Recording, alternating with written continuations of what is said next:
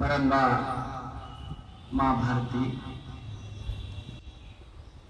अद्यतेन अस्माकं स्वतन्त्रदिवसस्य मुख्य त्रिध्वजं तिरङ्गाझण्डा अस्मिन् कार्यक्रमे उपस्थिताः आदरणीयाः दादामहोदयाः अम्बा अत्र अस्माकं मातृशक्त्यः भगिन्यः आत्मीयाः संस्कृतमित्राणि बान्धवाः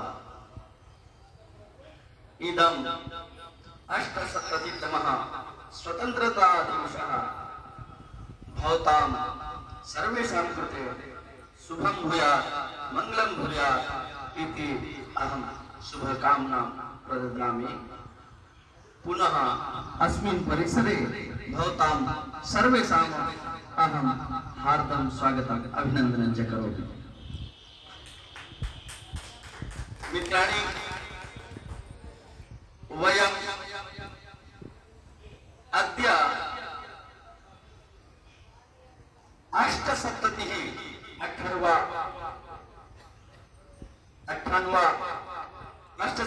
तमः स्वतन्त्रतादिवसायाः आचरणं कुर्वन्तः स्मः। वास्तविकम् एतस्य नाम एव स्पष्टमस्ति, स्वतंत्र। तो स्वतंत्रता के लिए अस्माकं वीर सपूताः, सभी वीर सपूत स्वस्य प्राणस्य चिन्तां न कुर्वन् ते देशस्य चिंतां कुर्वन्तः, अपने प्राण की चिंता न करते हुए और देश के लिए अपने प्राण की बाजी लगाई। और वो ऐसी बाजी जिसको लोग, हमारे वीर सपूत अपने मुट्ठी में लेकर के चलते थे। उनको पता था आज इस मातृभूमि के लिए मेरे इस रक्त की आवश्यकता है। और वो वीर सपूत इस देश में, इस देश के लिए मर मिटने के लिए अच्छे वो सिद्ध और तैयार रहते थे। वो कहते हैं इस मातृभूमि को नमन के लिए तो नमन करें इस मातृभूमि को, और नमन करें आकाश को। नमन करें इस मातृभूमि को और नमन करें आकाश को, और बलिदानियों की पृष्ठभूमि पर निर्मित इस इतिहास को याद करें सन 57 की उस तलवार पुरानी को ही याद करें, सन 57 की उस तलवार पुरानी को हम, और माई मेरा रंग दे बसंती चोला उस भगत सिंह बलिदानी को। खून मुझे दो, खून मुझे दो, आजादी लो, खून मुझे दो, आजादी लो, उस सुहास की वाणी को हम, और माई मेरा रंग दे बसंती चोला भगत सिंह उस बलिदानी को। नमन करें झेलम के तट को, नमन करें झेलम के तट को, और हिममंडित कैलाश को, हिममंडित कैलाश को। मित्राणी, ये वो भूमि है जिस झेलम की उस भूमि में, जिस झेलम की उस नदी में हमको नदी का नाम सुनते ही लगता है कि नदी का तेल का धारा, पानी का धारा प्रवाह होती है, लेकिन झेलम की वो नदी है जिसमें खून की धारा बहती है। हमारे उन वीर सपूतों ने इस देश के लिए इतने बलिदान दिए जिसकी धारा, रक्त धारा नदी में प्रवाहित होने लगे। अब हम आज इस स्थिति में हैं। इस स्वतंत्रता के लिए केवल वीर सपूत नहीं, देश की वीरांगनाएं जिन्होंने अपनी निज स्वतंत्रता को छोड़ करके अपने व्यक्तिगत छोड़ के इस देश की स्वतंत्रता के लिए अपने राजमहल से और एक वीरांगना के रूप में और वो अपने पुत्र को लेती है और पीठ में बांधती है और अश्व की सवार होकर के एक शस्त्र को लेकर के वो रणांगण में चली जाती है। उसको ना अपनी उस वीर लघु संतान की चिंता होती है, ना अपने प्राण की चिंता होती है। उनको सिर्फ एक चिंता होती है, तो मेरी इस मातृभूमि की, मेरी इस मिट्टी की, मेरी इस भारत माता की। और इस भारत माता के लिए वो वीरांगना, वो बेटी झांसी की रानी लक्ष्मीबाई अंग्रेजों से लोहा लेकर निकल पड़ती है। तो मित्राणि, एषः अस्माकं देशः बहु वर्षेभ्यः परतन्त्रात् केवलम् अंग्रेजजनानां पूर्वं मुगलता पूर्वं स बहवः जनाः अत्र आगताः। एतस्य देशस्य परावैभवं ते नाशितवन्तः, अत्रत्य धनसम्पदां लुण्ठनं कृतवन्तः। अतः अस्माकं कृते शस्त्रम और शास्त्रम यथा अम्बा उक्तवती, आज हम बांग्लादेश की वर्तमान परिस्थिति को देख रहे हैं। आज वहां की हम कंडीशन देख रहे हैं।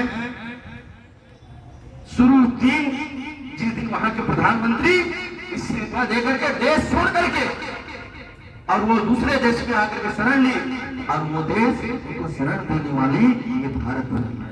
जैसे वो अपने देश को छोड़ती है, वहां के कुछ उपद्रवी खून की धारा बहाते हैं। रोडों में, मार्गों में ऐसे छोटे छोटे मासूम बच्चों को, ऐसी जवान बेटियों को, जिसको जैसे स्थिति मिला उसके साथ वैसे दुराचार किया।